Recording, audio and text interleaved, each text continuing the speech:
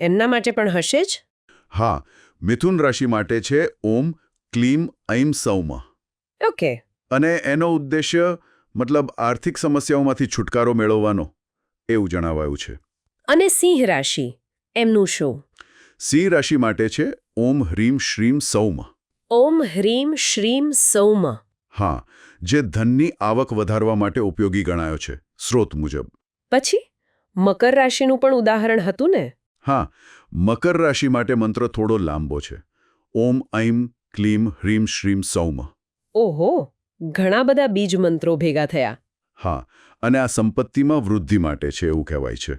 એટલે આ ઉદાહરણોથી સ્પષ્ટ થાય છે કે સ્રોત દરેક રાશિની એમ કે કથિત જરૂરિયાત પ્રમાણે અલગ મંત્ર અને ફળ આપે છે. બરાબર. મને પેલી માળાવાળી વાત પણ નોંધપાત્ર લાગી, સ્ફટિક અથવા કમળના બીજની જ માળા વાપરવી. હા, સ્રોતમાં એના પર ભાર છે. કદાચ એની પાછળનો વિચાર એવો હોય કે આ વસ્તુઓ જેમ કે સ્ફટિક છે કે કમળના બીજ એ શુદ્ધતા સાથે જોડાયેલી હોય. અથવા કોઈ ખાસ ઊર્જા હોય એમાં. હા, શક્ય છે. એવી માન્યતા હોય કે એનાથી મંત્ર જાપની અસર વધે. આ એક પ્રકારની વિધિનો ભાગ થયો જેનાથી ધાર્યું પરિણામ મળે એવો પ્રયાસ થાય. તો ટૂંકમાં કહીએ તો આ સ્રોત રાશિ આધારિત લક્ષ્મી મંત્રો અને ચોક્કસ માળાના ઉપયોગથી ધન સમૃદ્ધિ મેળવી શકાય એવું સૂચન કરે છે. હા, બસ એ જ. આ એનો સાર છે. અને ફરી એકવાર આપણે સ્પષ્ટ કરી દઈએ કે આ ચર્ચાનો હેતુ માત્ર સ્રોતમાં જે આપ્યું છે એ સમજવાનો છે. બરાબર.